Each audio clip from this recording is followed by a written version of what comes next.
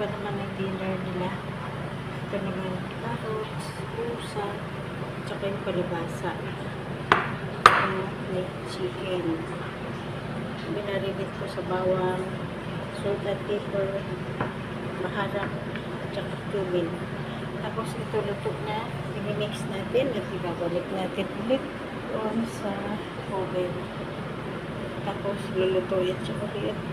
Pagkatapos, ready na ang kanilang yummy dinner sa amin pala.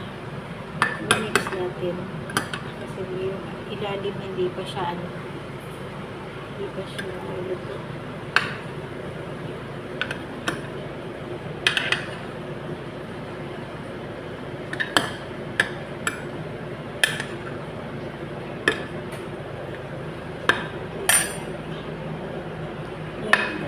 I-mix ko na yung chicken para medyo ano na sila ano na yung taste at sa ilalim.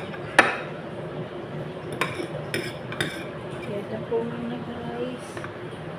Ayan, na yung dyan yung chicken sa loob. I-mix natin at ibabalik natin sa oven. God bless and thank you for watching.